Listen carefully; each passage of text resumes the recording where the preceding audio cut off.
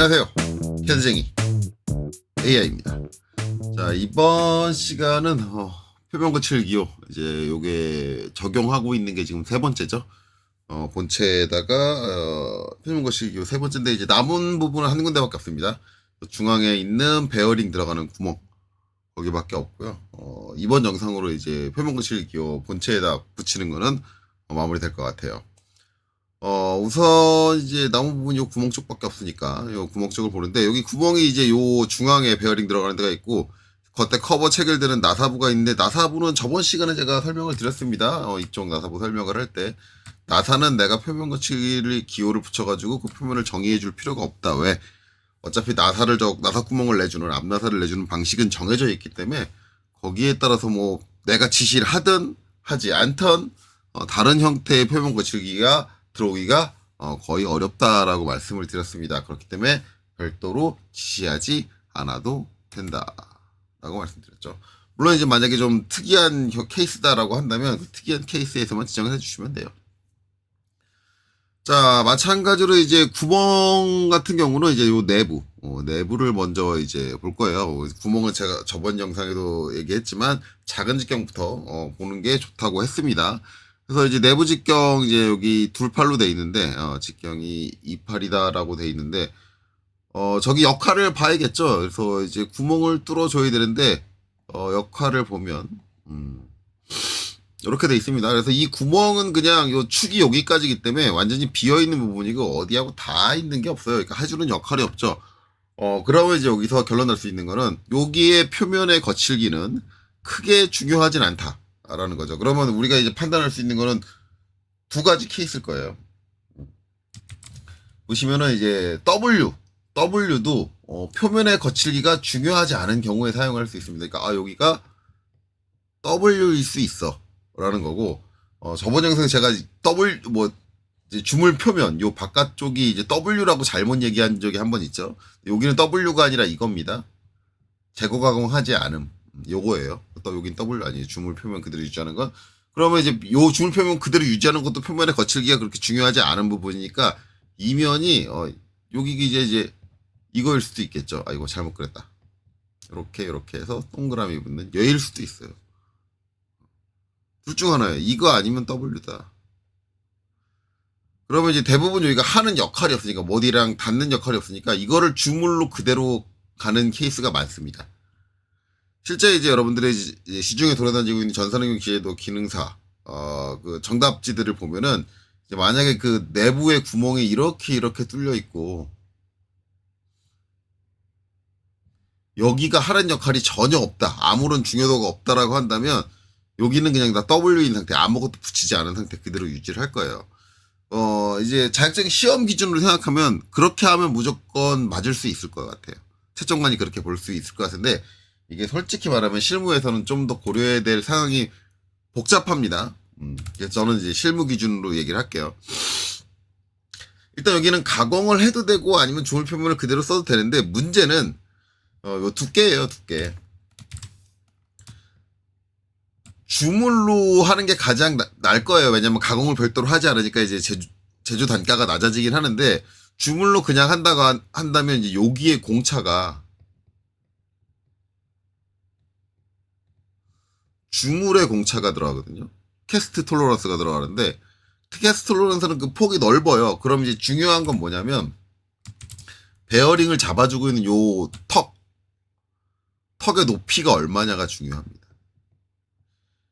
이제 요게 주물 공차에 의해서 여기가 좀 다소 턱이 살짝 낮게 이렇게 만들어진다고 해도 베어링을 잡아줄 만한 충분한 턱을 가지고 있다라고 한다면 이 표면은 주물 그대로 써도 돼요. 근데 만약에 요 턱의 높이가 주물 공차를 고려하면 이게 좀 올라가 버리면은 베어링을 지지할 만한 턱이 안 나오는데 라고 한다면 저기는 무조건 W 가공에 들어가는 식으로, 주물로 만들 땐 좀 더 두껍게 만들어가지고 W 가공이 들어갈 수 있게 만들어주는 게 맞습니다. 그러니까 이게 이제 설계자의 센스인데, 이 치수를 되게 애매하게 설계하시는 분들, 그런 분들은 설계를 잘 못하는 거예요. 요런 상황을 알고 있다면 최대한 이거를 최대한 바깥으로 뺄 수 있을 만큼 빼가지고 설계를 합니다. 나중에 주물 공차가 적용이 돼도 충분한 베어링을 지지해 줄 수 있는 턱이 나오도록. 그게 올바른 설계예요. 조금 더 현명한 설계라고 볼 수 있어요. 자, 그럼 이제 우리는 뭘 봐야 되냐면, 이제 시험 때 요거는 볼 수가 있어요. 이제 시험 때 볼 수 있는 케이스 규격, 그걸 먼저 띄워야겠네요. 지금 그걸 제가 안 띄워놨는데. 자, 띄우고 돌아왔습니다. 보시면은 이제 31번 항목에 베어링 구석 콤부 둥글기라는 항목에 이 둥글기만 나와 있는 게 아니라 이 높이값, H값이 나와 있어요. 물론 여기 이제 못따게 되어 있는 부분 제외하고 나와 있는데, 뭐 그건 신경 안 쓰고 봐도 크게 상관은 없고요. 일단은 그래서 이제 밑에 표를 보면은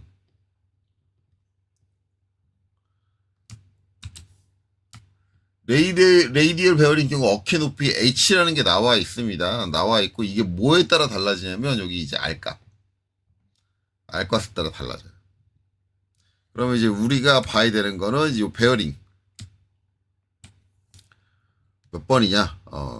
600이었죠, 600이. 그러면 이제 600의 R값을 확인을 하면, 그때 이제, 한번 이제 확인을 했었겠죠.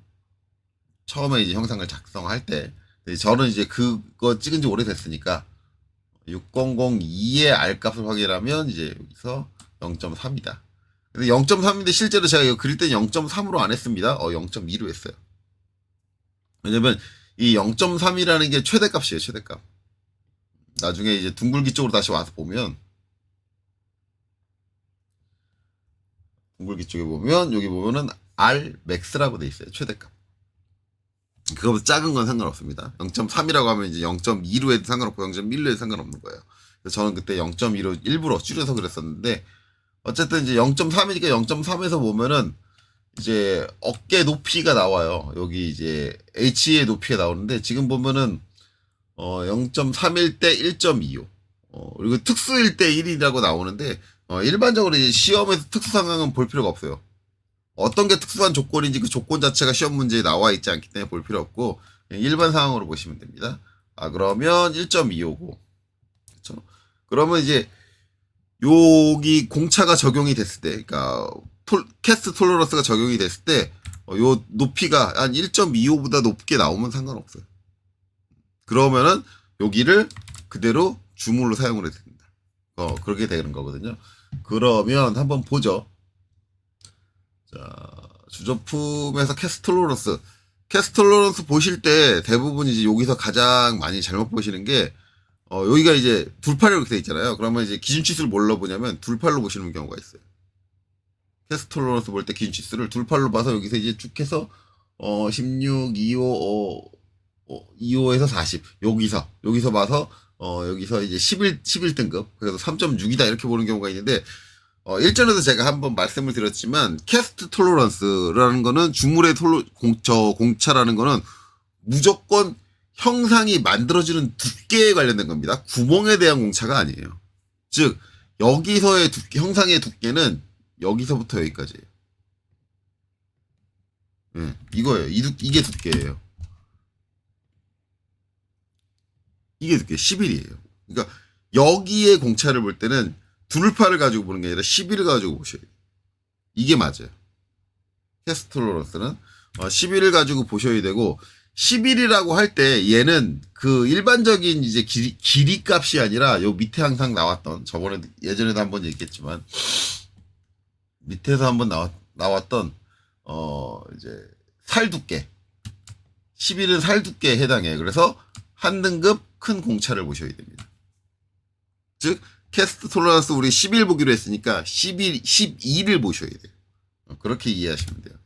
그래서 가보면 11이니까 10보다는 크니까 이제 여기고요. 여기서 12면 4.4입니다.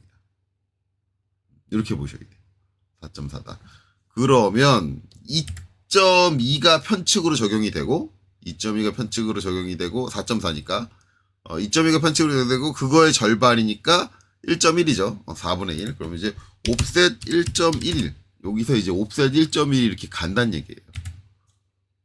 그러니까 이거를 그냥 주물 표면 W가 아니라 절삭 가공하지 않음으로 사용하면 이렇게 될 수도 있다라는 거예요.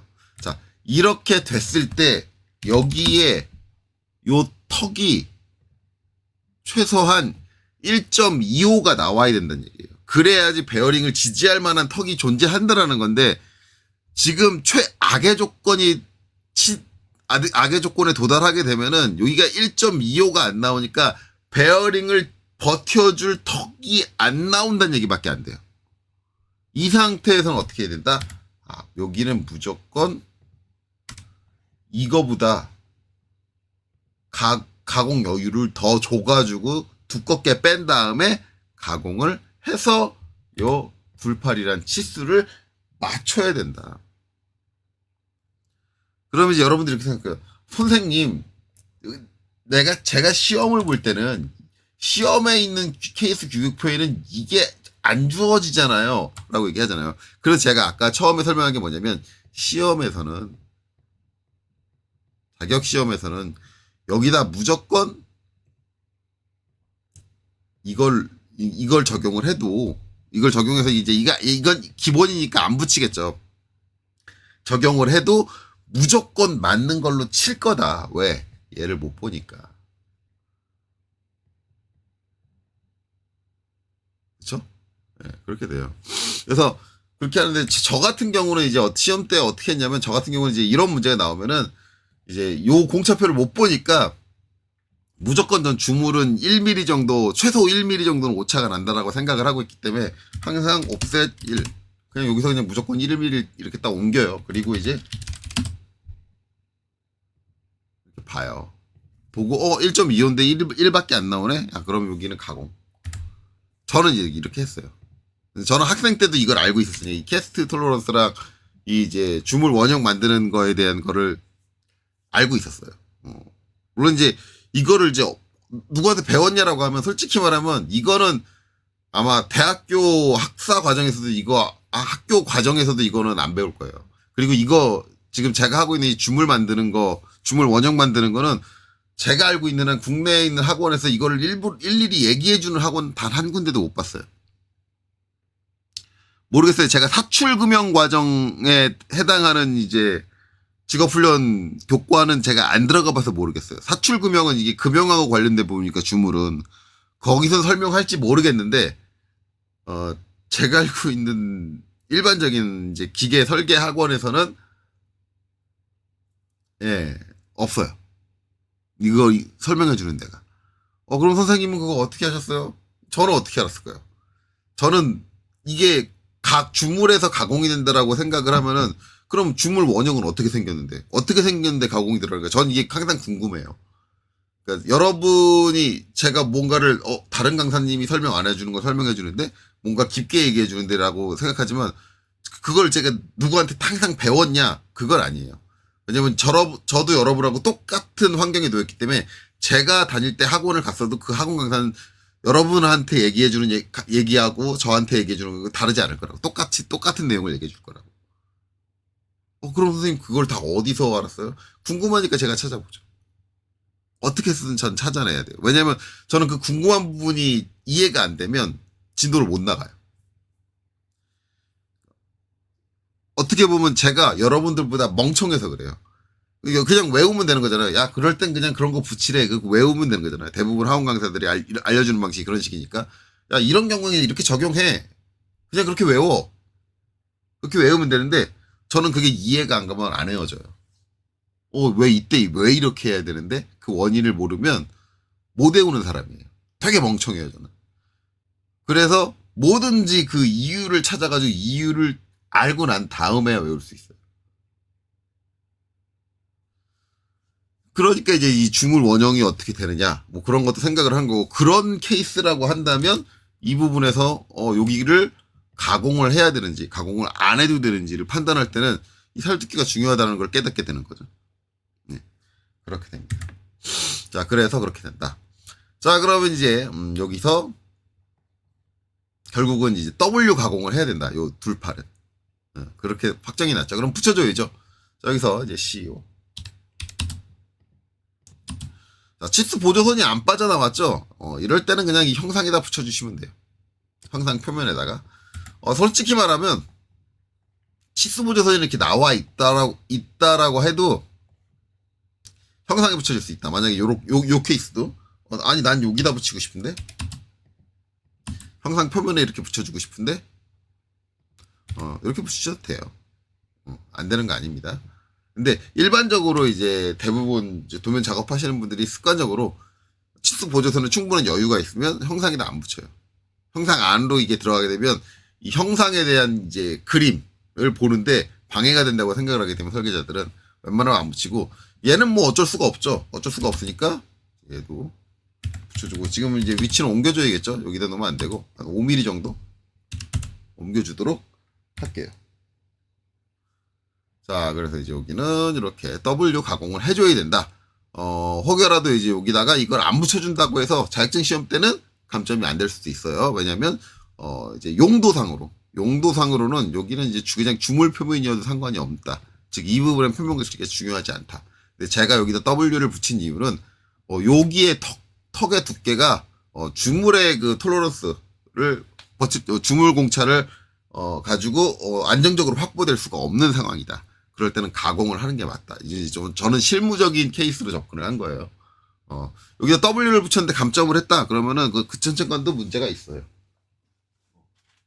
그런 것들을 고려해야 된다. 그러니까 우리가 생각하는 설계 상황은 그렇게 단순하진 않아요. 솔직히 조금 복잡합니다. 학원에서들이 얘기하는 것처럼 쉽게 단순하게 넘어가는 부분은 아니다.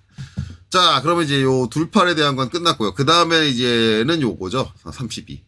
이게 이제 양쪽에 있습니다. 양쪽에 있고, 이 역할은 똑같을 거예요. 똑같이 양쪽에 이제 베어링이 들어가고, 이제 베어링이 들어가는 부분에 구멍이다. 라는 거죠. 그래서, 한쪽에서 이제 결론 난 게, 반대쪽에도 동일하게 적용이 될 거다라는 거를 바로 눈치챌 수가 있어요. 자, 우선은 이제 여기 직경에 대한 부분, 그 직경에 해당하는 이제 이면에 대한 걸 이제 설명을 할 건데, 그러면 이제 어차피 여기는 가공을 해야 돼요. 왜냐하면, 치수공차. 뭐 형태적이고 뭐를 따라서 H7이잖아요. 이거 이제 소수점, 공차로 이제 소수점 셋째짜리까지 내려갈 거란 말이에요. 기본적으로 이제 끼워 맞춘 공차는 소수점 셋째짜리까지 내려가. 소수점 셋째짜리까지 내려가는 거를 주물 표면이 맞출 수는 없을 거예요. 그쵸? 무조건 가공이 들어가요. 그쵸? 그러니까 이제 여기는 100% 가공이 들어간다. 보시면 되고. 자, 가공이 들어간다고 한다면 이제 등급이 어떻게 되느냐? 뭐 W냐, X냐, Y냐인데 기본적으로 이제 여기 뭐예요? 조립해서 닫는다, 그쵸? 조립해서 닿아요. 베어링하고 이제 본체 요 구멍하고 다 있고 그 다음에 여기 커버하고도 구멍하고 다 있고, 그쵸? 두 개의 이제 부품이 다 있습니다. 그렇다면 기본적으로 W는 아니겠죠. 닿는 면이잖아요. 여기는 닿는 면이 아니잖아요. 기본적으로. 그러면 이제 결국은 이제 X부터 가는데 X냐 이제 Y냐 Z냐인데 Z는 당연히 아닐 거예요. 왜냐하면 요 내부가 고무는 없어. 베어링도 스틸 금속. 그 다음에 커버 이거 커버를 고무로 만들 수도 있잖아요. 저 제정신이 아니죠. 네, 스틸. 네, 금속이에요. 그렇다면 이제 접촉에서 금속과의 접촉으로 봐야겠죠. 금속과의 접촉으로 봐야 되는데 일단은 Y로 하자고 한다면 뭐냐? 조립이 완료된 이후 기구가 동작을 하게 되면 마찰이 발생을 해야 된다. 이게 Y죠. 이게 Y고 만약에 X다라고 한다면 조립이 완료된 이후 부품간에 마찰이 발생하지 않으면 그러면 이제 3번 부품 커버. 자, 여기 이렇게 요만큼 닿는데 볼트로 체결했어. 마찰이 발생하지 않아요. 그러면 X네? 그쵸? 방금 제가 않아요 하면서 X 펼쳤는데 여기서는 X야. 근데 문제는 얘죠. 베어링.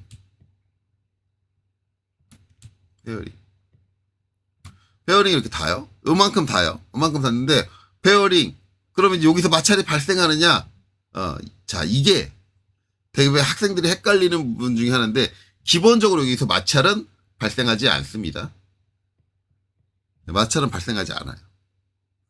이게 어떤 상태로 뭘로 이제 마찰이 발생하냐? 이론적으로 마찰이 발생하지 않아요. 만약에 여기서 마찰이 발생한다라는 건 이 장비에 뭔가 문제가 발생을 했다라는 거예요.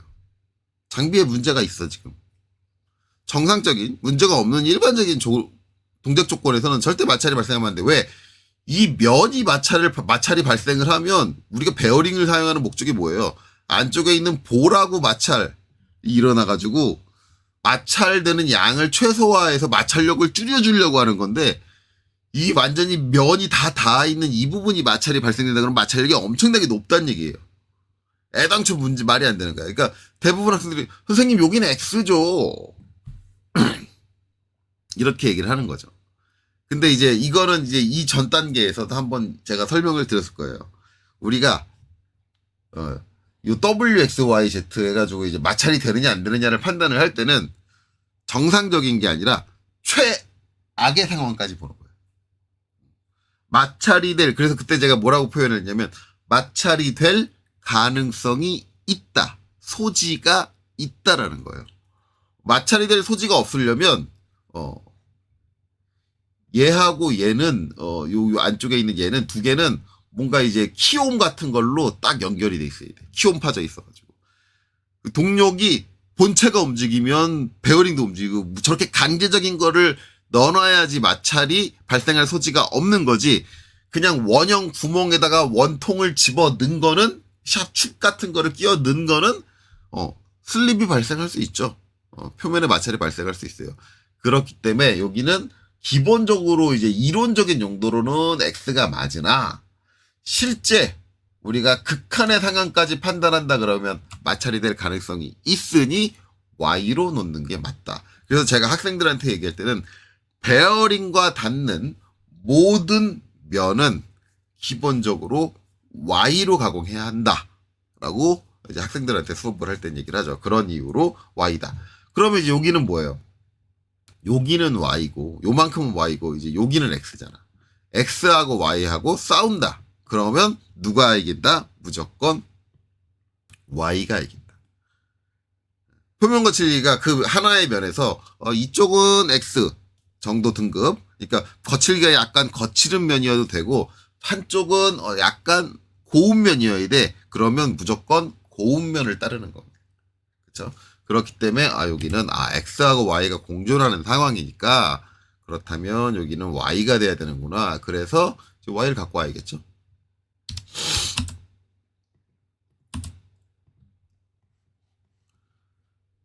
자, 여기다 이렇게 딱 붙여주고 이제 무브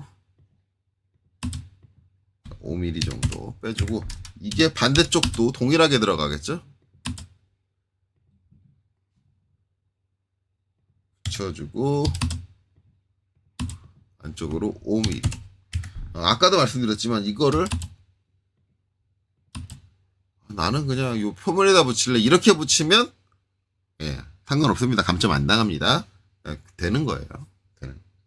근데 일반적으로 저러진 않는다. 치수 보조선에 이렇게 공간의 여유가 충분할 때는 치수 보조선에 붙여주는 게 도면이 좀 더 깔끔하게 정리되게 됩니다.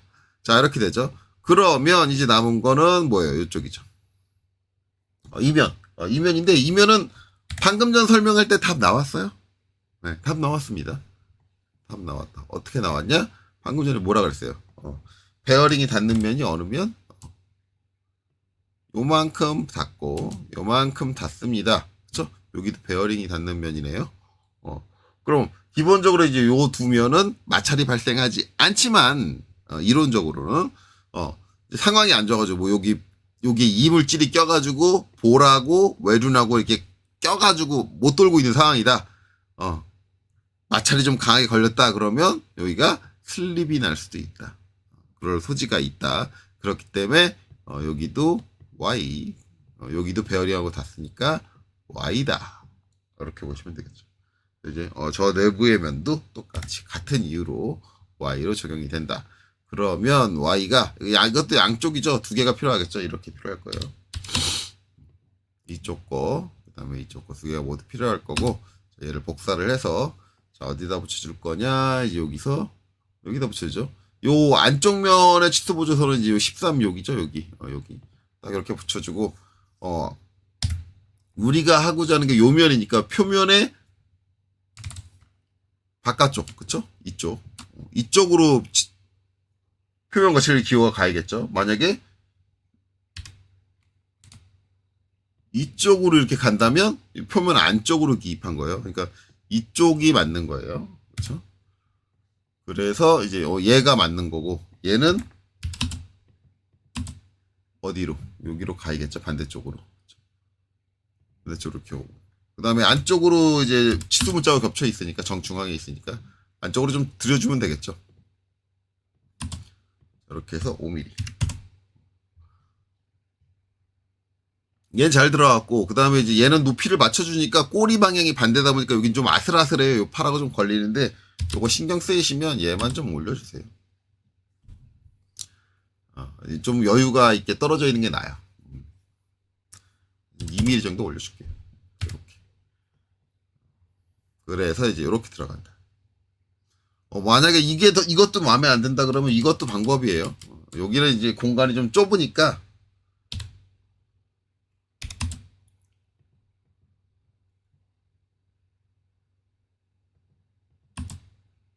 아싸리 내려가지고 이렇게 붙여주는 것도 방법입니다. 이런 식으로. 요거는 여러분들이 선택을 하세요.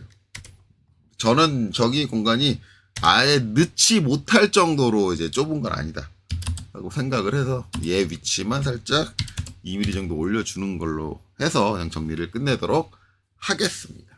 자, 그럼 이제 요 면도 끝났어요. 그럼 이제 요 표면에다가 이제 거칠기 다 줬으니까 그럼 이제 요쪽에 대한 이제 주물 원형도 우리가 생각을 해야겠죠. 자, 그래서 이제 처음에 얘기했던 건 요 안쪽 둘팔인데 이때 이제 캐스트 톨러런스는 뭘로 본다? 요 두께로 본다. 이걸 두께 기준으로 캐스트 톨러런스를 봅니다. 그러면 이제 캐스트 톨러런스 아까 이제 11에서 이제 12등급으로 보니까 저기는 11등급이 아니라 12등급으로 아까 이제 4.4고 이게 이제 편측으로 2.2고 그거를 설계상 치수 기준으로 좌우 대칭으로 이제 공차가 적용되니까 또 한 번 반 나눠서 1.1이 적용된다. 그러면 이제 RMA 값은 얼마냐? RMA 값. 이제 가공이 끝나고 난 치수가 11이니까 40 이하다. 그리고 이제 전원 C급 쓰겠다. 그러면 이제 결국은 여기는 옵셋 0.2가 돼요. 그렇죠? 0.2만큼 이렇게 안쪽으로 들어오고. 자, 이거는 MA. MA는 아직 하지 말고. 그 다음에 거기서 이제 캐스트 톨러런스가 옵셋 1.1이 한번 적용이 돼야겠죠. 1.1이 더 나가면 이게 설계상의 치수. 설계상으로 이제 우리가 완료 지어야 되는 치수고, 그 다음에 요 두 개는 MA 가상선으로 바꿔줄게요. 그래서 요거는 완성품의 치수. 그 다음에 요 두께는 가공 여유. 그 다음에 그러기 위한 주물의 설계상 치수. 그렇죠? 이렇게 된다. 그래서 요게 이제 좌우 대칭으로 걸리겠죠. 미러로 넘겨줄게요. 미러로 넘겨주고 MA 이렇게. 그러면 이제 주물 원형의 치수는 어떻게 되느냐?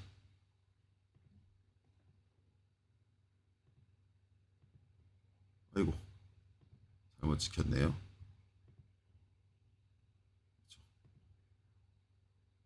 각적으로 요 정도.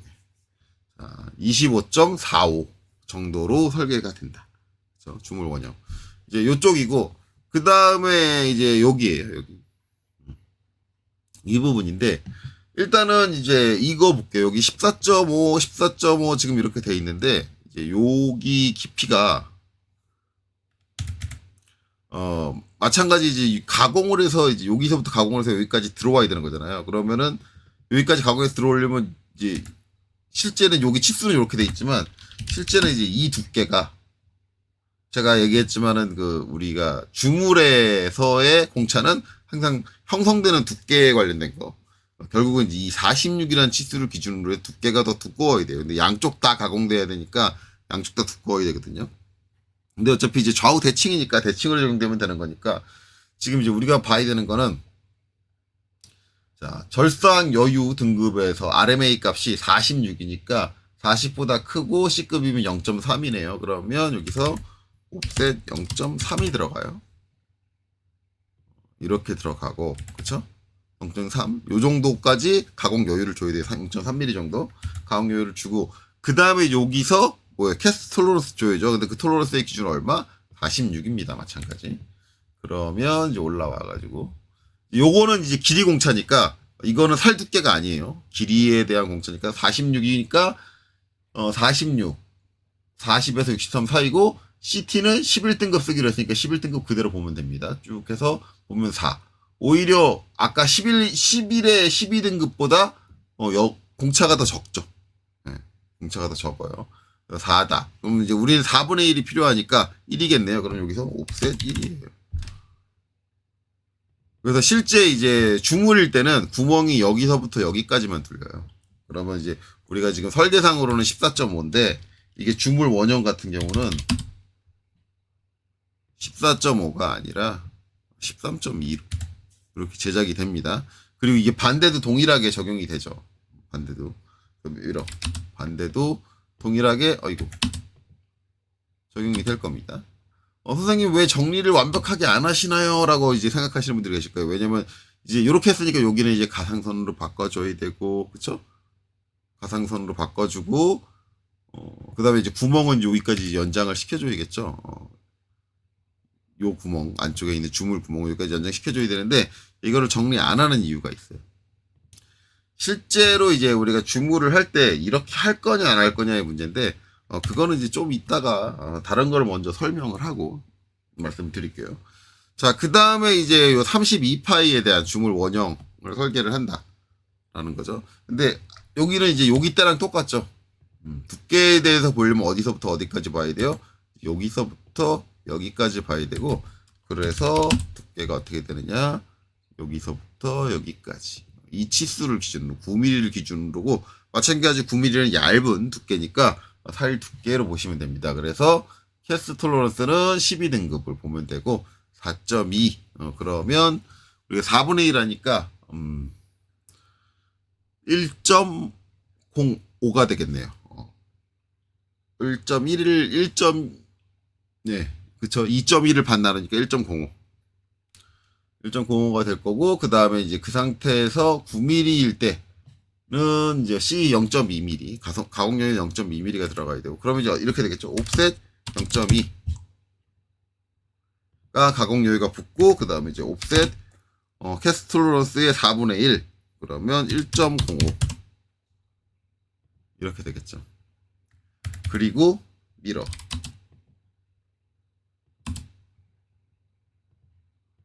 이렇게 돼서 실제 여기 두께는 얼마가, 요 이제 직경이 얼마가 되냐면 뚫려있는 직경이 이제 29.5가 된다. 그래서 32쪽은 이제 이렇게 된다는데, 자, 일반적으로 주물을 만들 때 이렇게 구멍이 여러 개잖아요. 여러 개면 여기 이제 설계상에, 원래 설계상에 이제 요 두께라기보다는 단차죠. 이 단차가 지금 2mm 정도 나잖아요.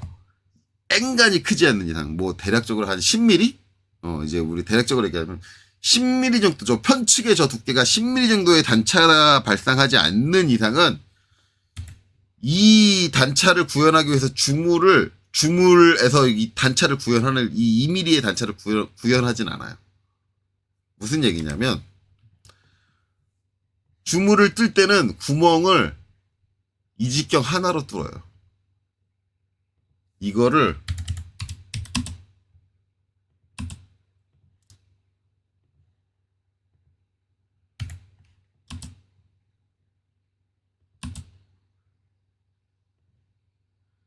이렇게 하나로 뚫어. 25.45 요거 구멍 하나 뚫어가지고 처음에 29.5를 29.5가 아니지. 처음에 이제 설계장의 치수인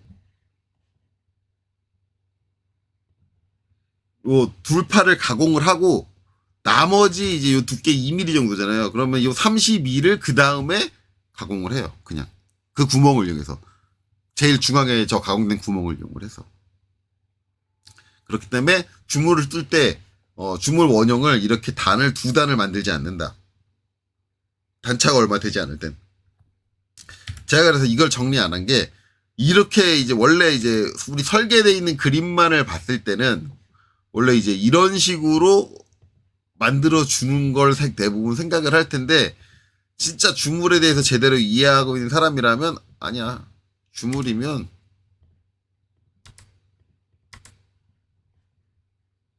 이거 이제 없어도 되겠죠.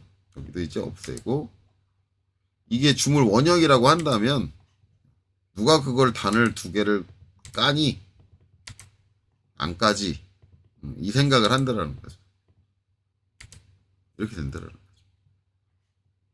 그래서 여기 치수는 그냥 아니 여기 치수는 그냥 얘만 적용을 해.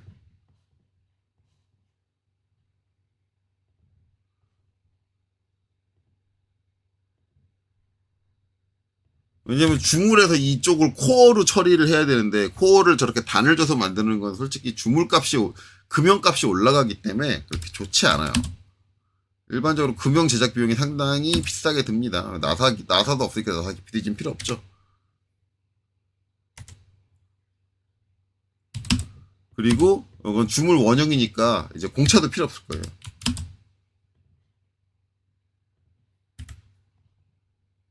여기도 마저 정리를 하면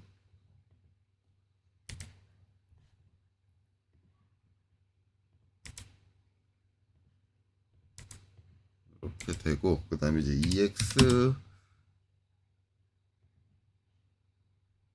양쪽 이렇게 해서 얘네들은 연장해 줄게요.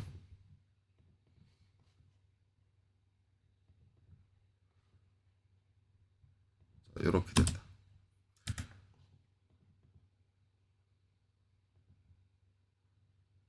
25.4로 하고 그 다음에 이제 이렇게 되고 그거를 마저 정리하면 이제 해칭은 요건 이제 지워야겠죠. 그 다음에 해치 다시 해치를 해줘서 자, 해치 패턴은 안시 31로 그래서 이렇게 조금 이제 제가 이것저것 표현을 해서 좀 복잡해지기는 하는데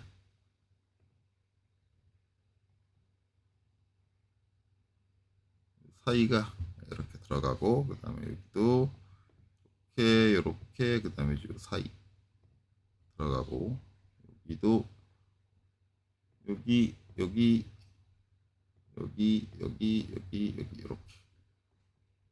여기도 맞죠. 정리할게요. 땅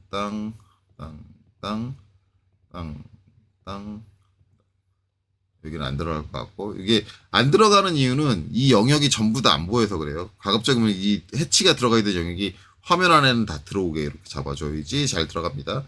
물론 이제 여기 같은 경우 너무 조그매가지고 그렇게 안 들어오는데 이렇게 조그만 데는 이제 화면에 다 안 들어오더라도 넣어지는 경우가 있기는 해요. 지금은 안 들어왔네요. 지금도 못 잡죠. 이렇게 해서 하면은 이렇게 하니까 잡네요. 어느 정도 크기에선 잡아요.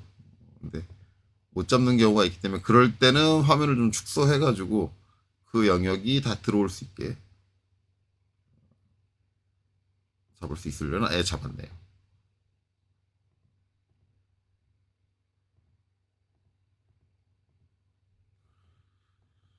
자, 그래서 이제 얘는 또 가는 실선으로 MA로 해주면 되겠네요. 밑에 있으니까 MA로 좀 엉뚱한 데가 밑에 좀 껴 들어오긴 했는데 그냥 트림으로 잘리를 한번 해볼게요. 그냥 잘리네요. 자, 이렇게. 그래서 이제 실제 우리가 주물을 만들면 이렇게 되고 이렇게 주물이 되면 이제 우측면도 달라지겠죠?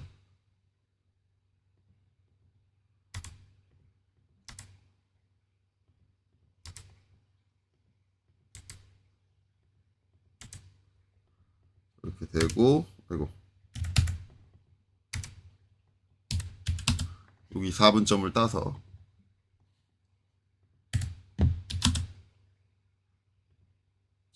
이렇게 이런 형태로 만들어질 거고요. 이게 이제 주물로 가면은 주물 도면에서 이렇게 이제 정밀 공차 막 적어준 것들 아니면 끼워 맞춘 공차 적어준 것들 저런 것들은 다 사라지는 거예요. 그리고 이제 이 도면은 이제 여기서 얘는 사라져야죠. 구멍은 없으니까. 이 상태로 요 목깎이 돼 있는 것만 끝에 이렇게 된다. 그래서 이제 요게 이제 주물 원형이 되는 거죠. 혹시라도 이제 여러분들 이제 주무를 다루는 회사 들어가게 되면은 요 정도는 이제 할 줄 아시는 게 좋아요. 그러니까 기본적으로 가공을 하기 위한 가공 여유를 주는 RMA라는 값이 있고 그게 KS6표에 있다. 그리고 이제 그 여러 개 등급으로 나눠진다. 결국 이제 거기서 어떤 등급으로 하느냐는 이제 그 회사에 가면은 우리 회사는 일반적으로 주로 어떤 등급을 적용을 해? 그거는 회사 가서 배울 거예요. 그 정도는 고참이 알려줘요. 왜냐면 그거는 이 주물에 대한 이런 특성을 가진 이제 특종 직종에 대한 정보는 일반적인 교육기관에서는 안 알려준단 말이에요. 그럼 그거는 이제 선배들도 인지를 하고 있기 때문에 우리 회사 왔으니까 우리 회사는 주물을 다뤄. 우리 주물은 캐스토로러스 등급 뭐 우리가 자격증 시험에서는 11등급을 썼는데 그 회사는 11등급 안 쓸 수도 있어요. 8등급을 쓰던가 아니면 뭐 4등급을 쓰던가 뭐 그럴 수도 있어요. 그러니까 우리 회사는 주로 평균, 표준으로 어느 등급을 써. 그런 거 알려주고 마찬가지 지금 하는 절상여유 등급 RMA 등급은 뭐 C급을 써, D급을 써, E급을 써. 여기 있는 등급을 안 쓸 수도 있어요, 오히려. 여기 있는 등급을 안 쓰고 우리 회사는 우리 회사만의 등급표가 있어? 그럴 수도 있어요. 그걸 이제 여러분들 뭐라고 하느냐? 노하우라고 그러죠. 우리 회사만의 이제 노하우가 담겨 있는 등급이 따로 있어. 우리는 그거 가지고 쓰지 케이스 교육 가지고 안 써. 이럴 수도 있는 거예요. 이제 그런 것들은 이제 회사 가면 알려준다. 어쨌든 이제 주물 원형 이런 가공을 하기 위한 원형은 이런 식으로 만들어진다라고 보시면 됩니다. 자, 그래서 이제 이렇게 표면 거칠 기호 붙여줬고 표면 거칠 기호 붙여주다 보니까 이제 제가 치수 기입할 때 치수를 빼먹은 부분이 발견이 됐어요. 여러분들 눈치채셨는지 모르겠는데 여기 필레 반지를 만져주면 안 됩니다. 이거 감점입니다. 네. 왜 빼먹었지? 근데 이제 여기 필렛이 되게 조그맣게 들어가 있잖아요. 조그맣게 들어가 있어. 이걸 이제 기입을 해야 되는데, 일반적으로 이제 시중에 돌고 있는 자격증 시험 그 정답들을 보면은 그냥 여기다 기입을 하더라고요. DRA. 그래서 여기다 기입을 하는데, 이제 이때 가장 많이 나오는 질문이 있어요. 땅 해가지고 딱 움직이면은 이제 이렇게 해서 딱 해서 여기 이렇게 걸리면 안 되니까 살짝 비껴가지고 이제 각도 맞춰가지고 딱 내려놓은 것까지는 좋은데, 이렇게 정해주면 이제 뭐가 되느냐? 이렇게 돼요. 여기, 이렇게 나와가지고. 요거 이제 신경 안 쓰시는 학생들도 있어요. 신경 안 쓰시는 학생들이 있는데, 이제 이게 뭐, 엄밀히 말해서 KS 규격 대비로 말해서 안 되는 표현이냐? 아닙니다. 가능한 표현입니다. 이렇게 하셔도 상관없습니다. 그러니까 이게 감점으로 삼기에는 자격증에서는 조금 애매해요. 저 감점 해야 돼 말아야 되는데 저는 이걸 감점을 하고 싶어요. 솔직히 말하면. 왜냐하면 이 표현이 실무에서는 안 쓰는 표현이에요. 실무에서는 아예 안 쓰는 건 아니고 잘 안 쓰는 표현.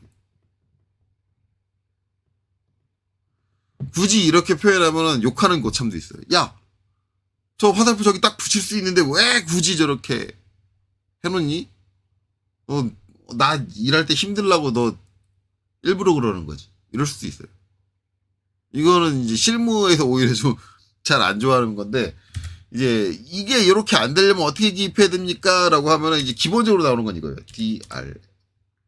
그래서 이제 여기를 딱 찍어요. 찍고 마우스를 요만큼만 움직이면 이렇게 있을 거예요. 근데 여기를 딱 넘어가는 순간 이렇게 될 거예요. 이게 뭐예요? 여기 필렛에 중심점이 여기 있어요. 중심점. 중심점을 넘어가지 않아야 돼요. 지금 보시면 중심점이 한 요 정도에 있어요. 그렇죠?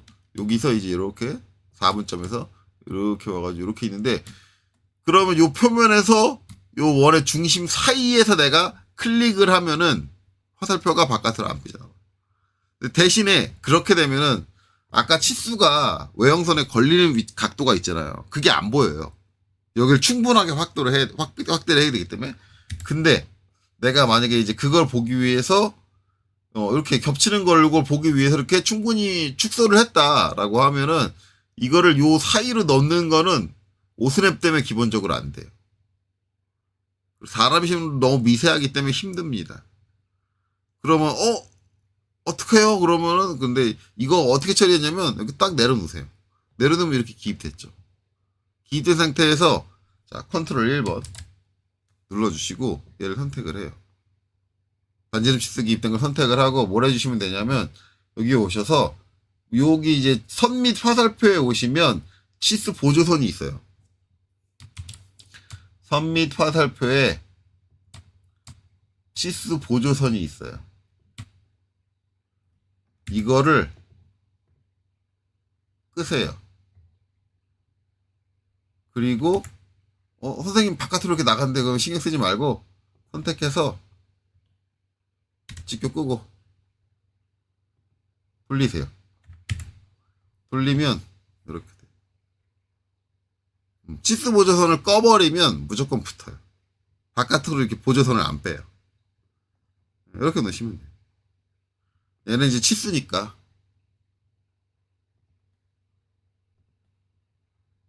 치수 도면층으로 보내겠습니다.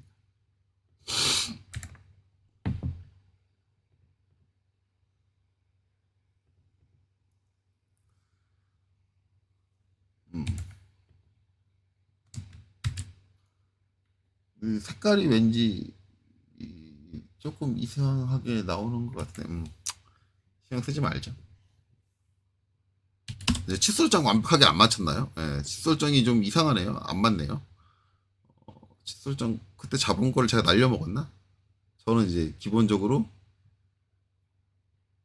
선에서 이걸 바이 블록으로 안 두고 빨간색으로 놓긴 하는데 어차피 지금 레이어 제어를 쓰고 있으니까 그냥 레이어로 갈게요. 레이어로 가고 이렇게 되고 요게 반대쪽에도 있어요. 반대쪽에 있는데 반대쪽에 처리하는 방법이 이제 이렇게 해주고 여기 앞에다가 더블 클릭해서 2 곱하기 붙여주는 방법 있어요. 2 곱하기 할 때는 소문자 X죠.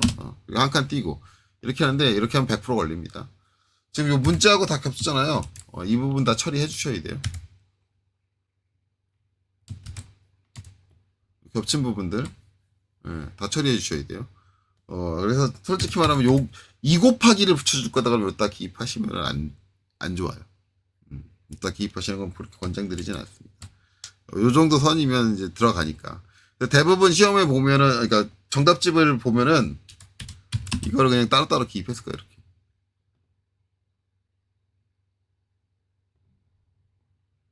이런 식으로. 보지도 않고 그냥 잘 맞히죠. 예. 여기 안 닿게. 안 닿는데 그 각도가 마음에 들진 않아요. 원래 보면서 맞춰야 돼요. 이렇게 되고, 이제 이런 분들이 있어요. 선생님, 아니, 여기 이제 출력하면 여기 필렛 부분 보이지도 않을 텐데, 그럼 여기 상세도를 쓰는 게 맞지 않습니까? 상세도 쓰셔도 됩니다. 네, 그쵸? 저렇게 너무 좁은 공간에다 우리가 치수를 기입할 때 쓸 수 있는 방법이 상세도가 있는데, 일반적으로 이제 시중에 돌고 있는 전선형 기능석 답안에서 저기에 상세도를 이렇게 많이 쓰진 않을 거예요. 많이 쓰지 않는 이유는 이런 식으로 우겨넣을 공간이 있습니다.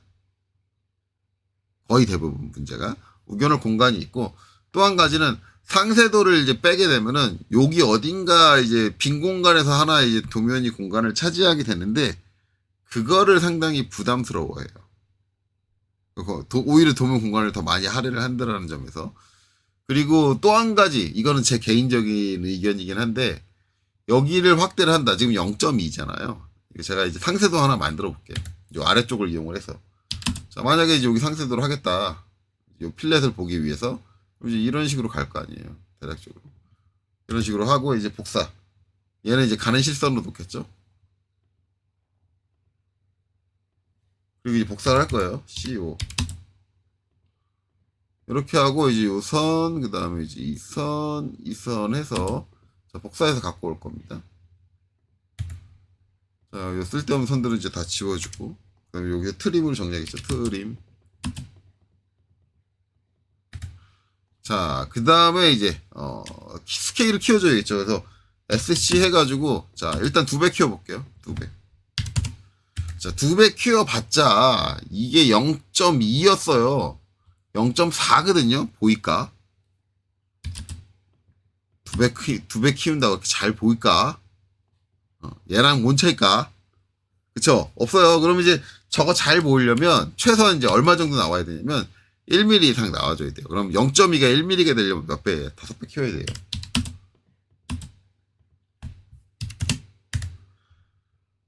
다섯 배를 키우면 야, 공간 차지 엄청나게 하는데. 보이는 건 확실하게 보이죠. 보이는 거 확실하게 보여요. 다섯 배 정도까지, 그러니까 1mm를 넘어가면은 감지가 돼요. 저기, 반지름 1짜리 필렛이 들어가 있는데, 라는 게 감지가 돼요. 그 정도는 육안으로 감지가 되는데, 그럼 우리가 이제 어떤, 상태도의 효과를 보려고 그러면, 그걸로 이 필렛 가 있는 형상이 보인다라는 거를 보려면, 기본적으로 저 필렛 반지름이 1mm 이상 나오게 조정을 해줘야 된다. 그게 이제, 원치수에 따라서 2배가 될지, 3배가 될지, 4배가 될지 모르는 거잖아요. 얘는 5배가 된 거고.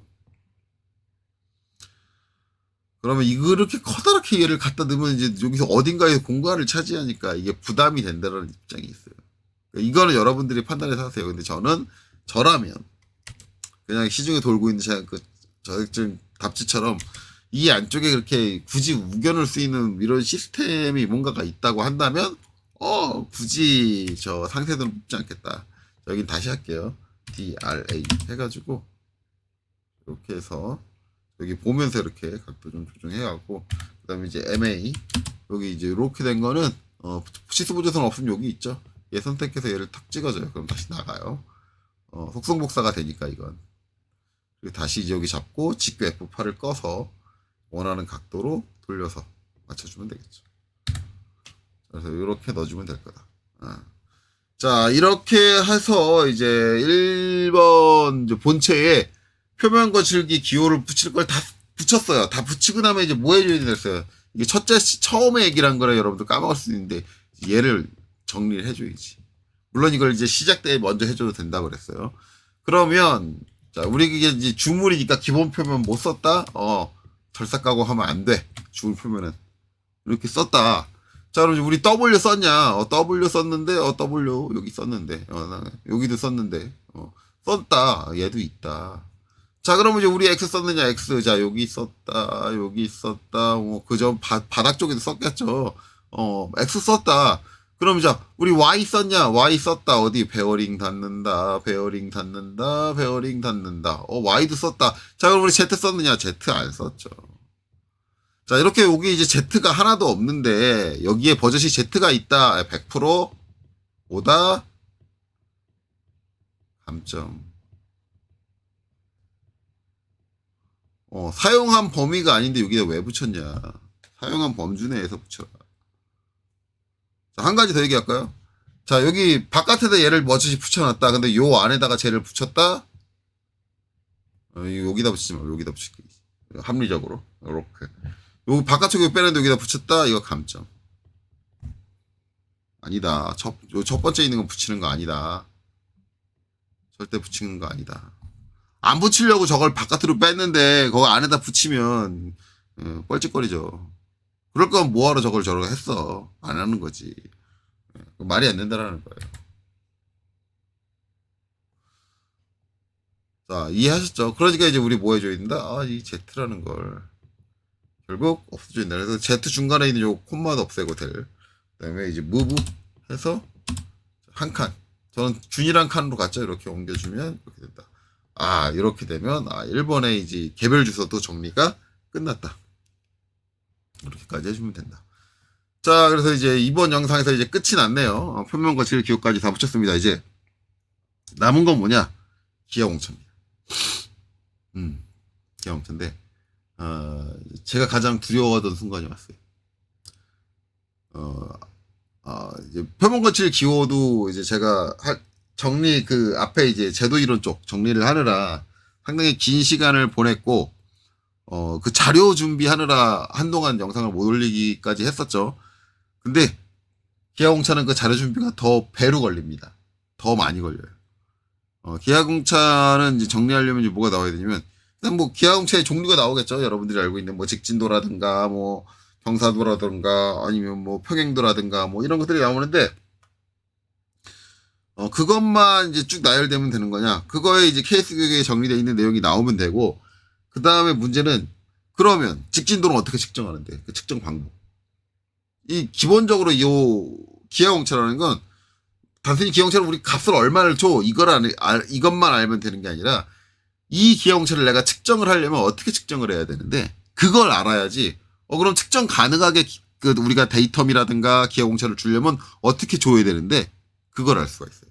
즉, 저 도면에다가 내가 이제 기하공차 기호를 붙여준다. 라고 한다면 내가 그걸 어떻게 측정할까를 생각을 하면서 해야 돼요. 실제로 이제 시중에 돌고 있는 전산응용 기계들 기능사 정답지를 보면은 거기 붙어 있는 기아 공차들은 측정이 안 되는 애들이 있어요. 그건 이제 제가 설명하면서 할 거예요. 이렇게 기아 붙이면, 그러니까 기아 공차가 아예 잘못된 건 아니에요. 뭐 어딘가를 데이텀으로 직진도를 재래. 근데 거길 데이텀으로 잡으면 거기 직진도를 못 재. 이렇게 기억하면, 그러니까 조립 기준으로 이게 이제 우리가 이제 기아 공차를 얘기할 때는 이게 기준이 세 가지가 있거든요. 하나는 이 조립도를 보고 하는 조립 기준 기아 공차가 있어요. 또 하나는 이 제품을 가공할 때 하는 가공 기준 기아 공차가 있어요. 이게 또 한 가지는 측정이 가능한 측정 기준 완성품을 측정하는 측정 기준 기아 공차가 있어요. 기아 공차 종류가 세 가지예요. 여러분들 이제 자격증 시험 준비할 때 그거 생각 전혀 안 하는데, 조립도에 나와 있는 조립 기준으로 보는 기아 공차, 그 다음에 이 제품을 가공하기 위한 가공 기아 공차. 그래서 제가 전에 얘기했을 거예요. 가공할 때 요 바닥면, 아마 이제 여러분들 이거 정답 이미 알고 계신 분들은 알겠지만, 이거 데이텀 잡을 때 어디 잡냐면 요 바닥면 데이텀 잡습니다. 근데 가공 기준으로는 여기가 데이텀이 되면 안 돼요. 왜냐면 이 면은 요 구멍이 뚫리고 나서 가공이 돼요. 전에 제가 한번 얘기했을 거예요. 구멍이 뚫리지 않으면 이 면 가공 못 해요. 왜냐면 요 84라는 요 치수를 못 맞춰요. 그게 구멍 중심을 기준으로 84가 맞춰지는 거기 때문에.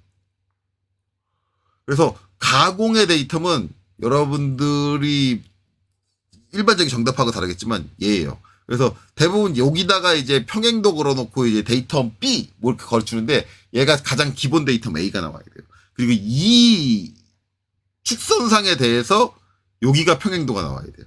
그게 가공 기준이에요. 뭐 여러분들이 알고 있는 측정 그 정답하고는 달라요. 그리고 이제 마지막으로 나오는 게 이제 측정 기준인데, 기본적으로 기아 공차를 이제 도면에 명기를 할 때는 가장 근본이 되는 건 측정 기준입니다. 왜냐하면 그걸 보고 이게 맞는지 측정을 해야 되기 때문에, 측정하는 사람 입장에서의 기아 공차를 기입해 주는 게 맞아요. 측정 기준.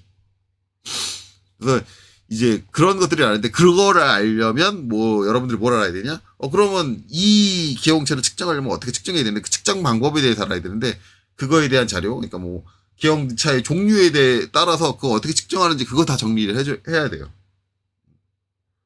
그래서 그런 자료들을 만드는데 상당히 시간이 오래 걸릴 것 같다라는 거고, 그래서 이제 당분간은 이제 여러분들께 볼 수 있는 영상을 못 올리지 않을까.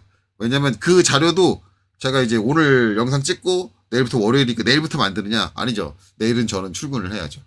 월화수목금 출근하고 그 자료 만들 시간이 저는 주말밖에 없어요. 그것도 저는 토요일 출근토가 있기 때문에 출근하는 토요일은 또 못 만들어요. 그리고 저는 또 가정이 있기 때문에 주말에 집안에 무슨 일이 있다 그러면 못 만들 수 있어요. 그러니까 당분간 이제 제가 영상을 올리지 못하지 않을까, 그렇게 생각을 하고 있습니다. 뭐 그런 부분에 대해서는 이제 항상 아쉬움이 남는 거는 이제 제가 전업 유튜버가 아니라는 거. 뭐 어쩔 수 없는 거니까요. 제가 능력이 안 돼요. 자, 그렇습니다. 자, 어쨌든 그래서 이제 여기까지 봐주셔서 감사하고, 한참 뒤에 기아 공차로 다시 찾아뵙도록 하겠습니다. 여기까지 오시느라 수고 많으셨습니다.